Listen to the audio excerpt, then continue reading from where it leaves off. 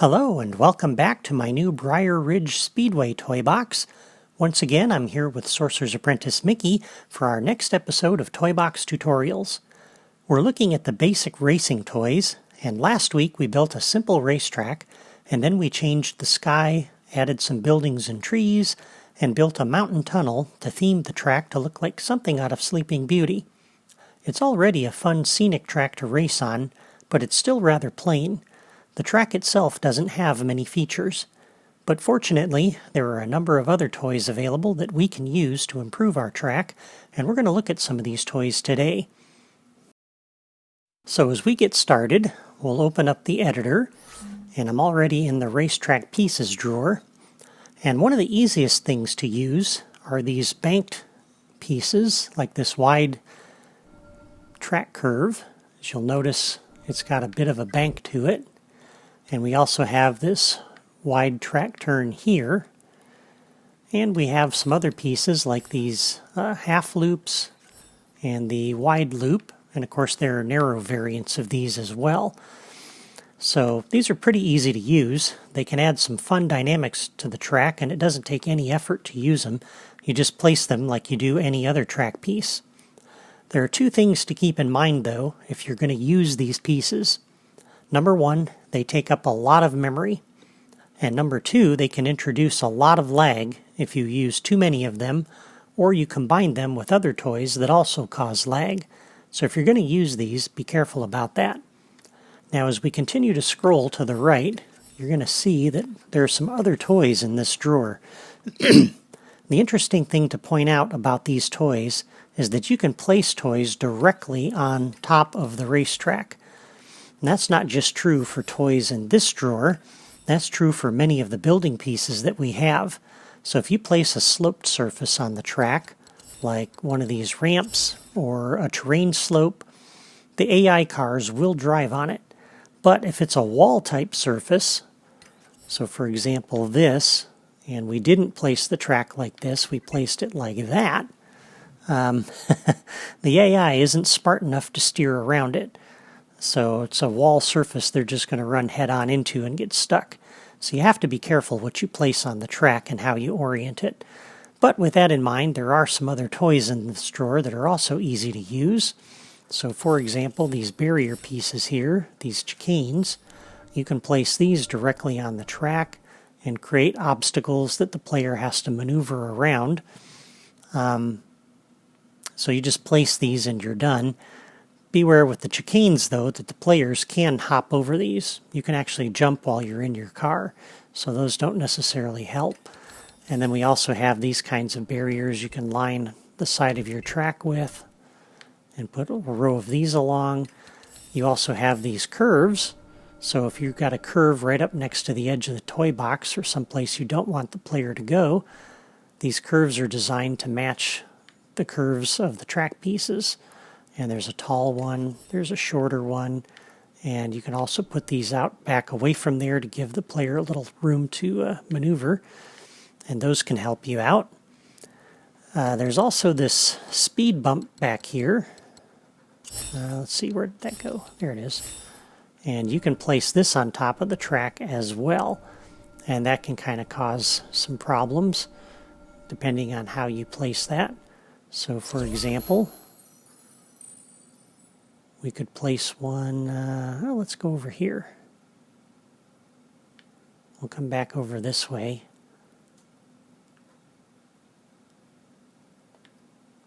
And if you put one of these like right before a curve, for example, that can cause some interesting problems because the bump will put the player airborne and cause them to probably screw up going around that corner. So in this case, you would want to pass this thing on the left and avoid that altogether. But that can add an interesting little dynamic. And again, it's pretty easy to add. You just place it. You'll notice if I can select it here.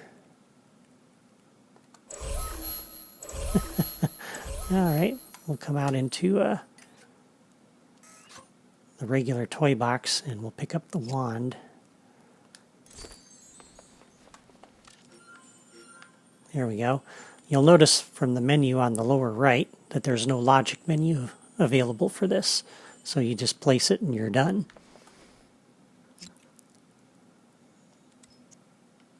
And that's pretty easy to use. And then we have some additional toys that are a little bit more interactive.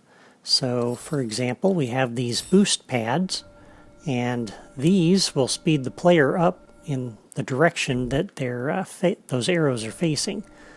And so for example, if we come over this way and we come past the starting line up there and around the first curve, we have this very long straightaway here.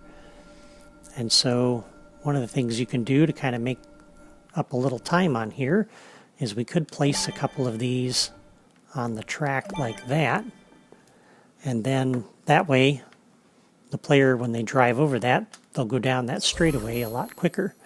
Of course, you can also place one of these before a turn like we did with that speed bump, and it would be an obstacle the player would probably want to avoid. So there's a couple of different ways to use those. Now another thing to point out with these is that they have logic connections. And so I'm going to drop a button over here just to demonstrate that, because you may not have been aware of that. So if we come over to the pads over here, one of the boost pads, you'll notice from the menu in the lower right that the logic menu is available. And as we select that, you can put these on a path. So these could be moving around on a path and not stationary like they are now. And there's also a new logic connection. So this thing has a trigger signal when used. So when the player drives over this, you can use that trigger signal to initiate some other toy to do something. So that could be useful for you. And that toy also has some behaviors. So if we come over to this button and we do a new logic connection when pressed, and you come over to the boost pad, and we open the menu, you can turn this on or off. So you can have boost pads set up where only under certain conditions will those be turned on where the player can use them, and other times they would be turned off. Now one of the things to note though is notice how that looks right now. And if we come and push the button and we turn that off with that logic connection, there's no visual indicator to tell me that those are off.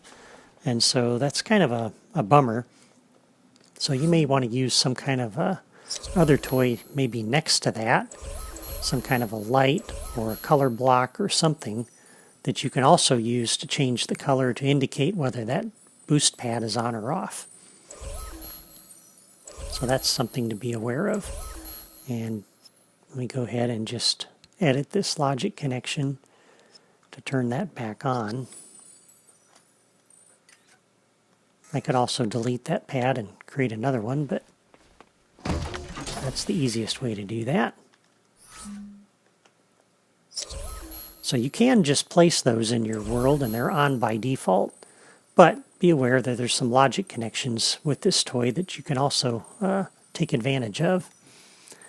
Now another one that we can look at, if we come back to that Racing Toys drawer, is the launching ramp. And so we can put one of these down here around this corner.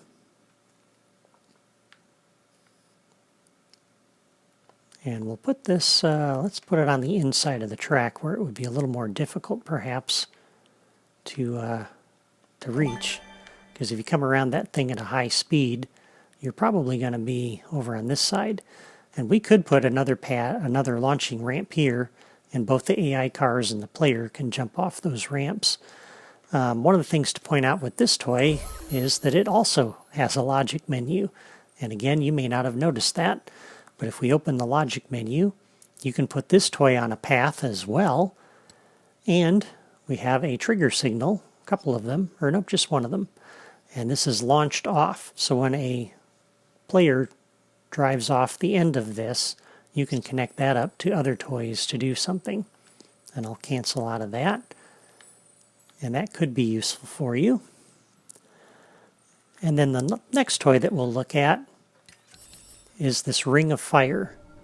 And so we can place this like off of the end of the ramp, for example. I'll put it a little bit close. You could put it right up next to it, but I'll put it a little bit back. And when you place that, the ring lights up with fire. And that can be kind of interesting. Again, one thing you may not have noticed is that this has a logic menu available with it too. And so if we open the logic menu, we have a new logic connection, and it will broadcast a trigger signal when a car drives through this. And you can use that to invoke other toys. So for example, if we come up to the gameplay toys drawer, we can place a couple of party cannons down here. I can't get that close. Put a party cannon on either side of the road and have it set up so that when the player goes through the loop,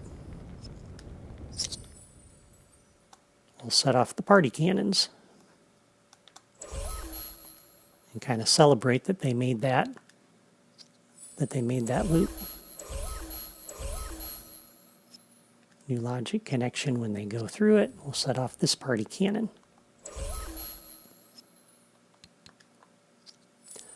Now another thing with that toy is it does have some behaviors as well. And so once again, I will put down a temporary button over here. And if we do a new logic connection on the button, when pressed, we can come over to the Ring of Fire. And once again, you'll notice the logic menu is available in the lower right or at the bottom. And we can connect that button to this Ring of Fire. And we can make it start spinning or stop spinning. So let's go ahead and make it start spinning. And I'll go ahead and drop another button over here that we can use to turn that behavior off. So we can do a new logic connection when pressed on that button. Come over here and stop it spinning. So if you want a little bit more of a challenge with that toy, we can come and turn on the spinning behavior. And now you'll notice it spins, so it's going to be a little bit harder to jump through that. So if you want a little bit of an extra challenge with that, there you go. And you can also turn that behavior off, and of course it stops right where it is. So you'll want to probably stop it like that. And of course I didn't stop it exactly where I probably should have. It's a little bit askew. So there's no reset with that, unfortunately, but I can always delete that and replace it and reconnect it with those party cannons. But I'm going to go ahead and leave it at that for right now. Next time when we look at some other toys, I'm going to go ahead and hook this up to something else too and make it worth the player's while to actually jump through that. But right now, we've added just a few features. We've added that speed bump over that way. We've added a couple of boost pads over there, and we've added this Ring of Fire over here. And so let's go ahead and just race this and see how just those few things can make a difference to our racetrack and how it plays. Okay, so here we are at the starting line, and once again I've got my Cinderella's Coach power disc down. So I'll hop in that, and we'll drive up onto the racetrack start piece. And we'll start the racing challenge. Ciao, Lightning. You're looking good. Not as Okay, good as rev it up. Francesco, but Here we go.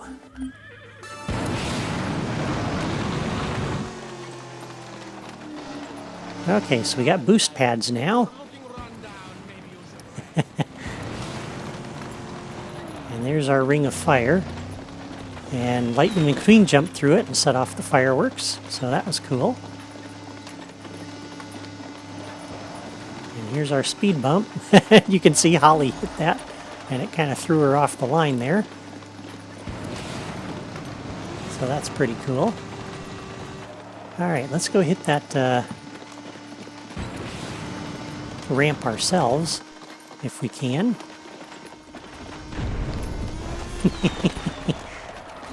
Whoa! Uh-oh. Oh no! Kind of a narrow place there, whoops, for that ramp, because we don't have a lot of time to make it through there. But it makes the race a little more interesting, doesn't it? Alright, let's go this way this time. I haven't done anything on this end yet, but just for something a little different. I'll come this way. And we're in second place. Whoa!